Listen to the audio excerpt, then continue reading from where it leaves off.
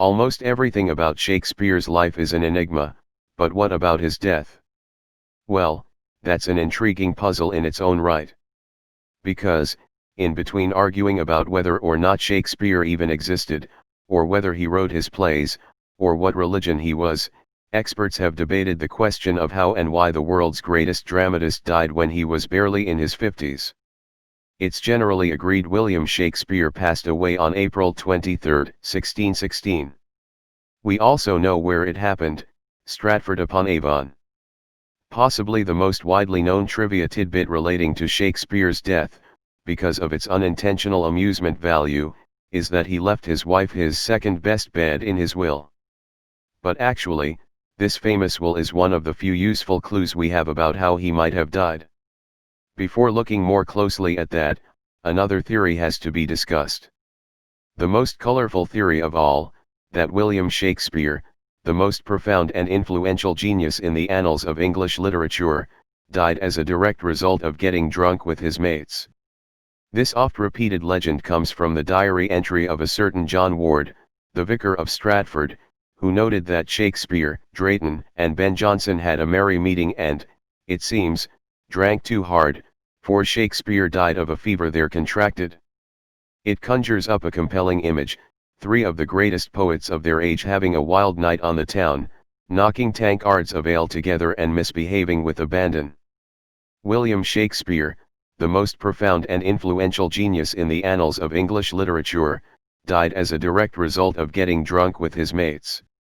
The problem is, John Ward's entry was actually scribbled down several decades after Shakespeare's death, and is now widely dismissed as nothing but a tall tale, a bit of salacious Stratford gossip that's been passed down through the ages.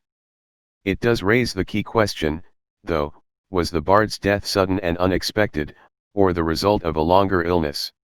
Did Shakespeare see it coming?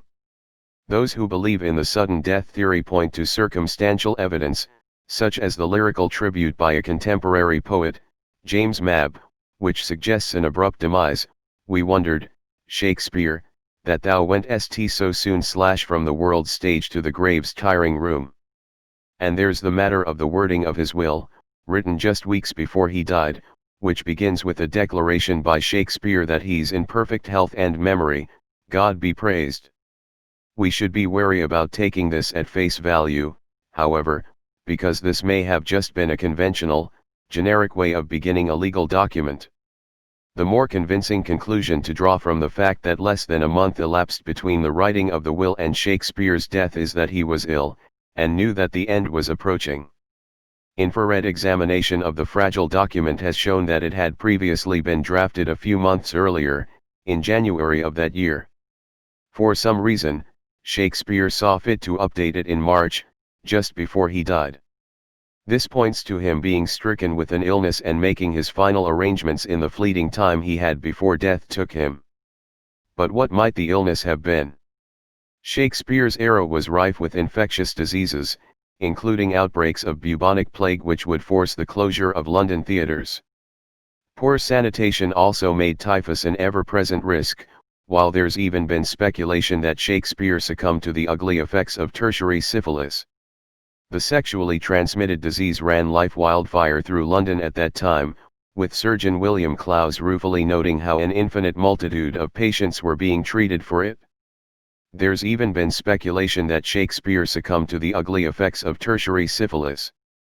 Ultimately, it's impossible to pinpoint the exact malady that may have afflicted the bard, but that hasn't stopped some from trying. A writer called C. Martin Mitchell, who wrote a biography of Shakespeare's son-in-law, confidently asserted that it was a cerebral hemorrhage, partly because in the much-circulated Droeshout portrait of Shakespeare there seems to be evidence of marked thickening of the left temporal artery. Some have gone even further, suggesting foul play. In his book Who Killed Shakespeare, Andrew Sterling plays out the idea that Shakespeare was silenced by Protestant agents because he was a secret Catholic. While it's long been postulated the bard was indeed a Catholic, with Hamlet sometimes regarded as one long extended metaphor about how Catholicism was forcibly shoved aside by Henry VIII, this is perhaps the least convincing theory of all. Though, as with all things Shakespeare, the debates are sure to continue.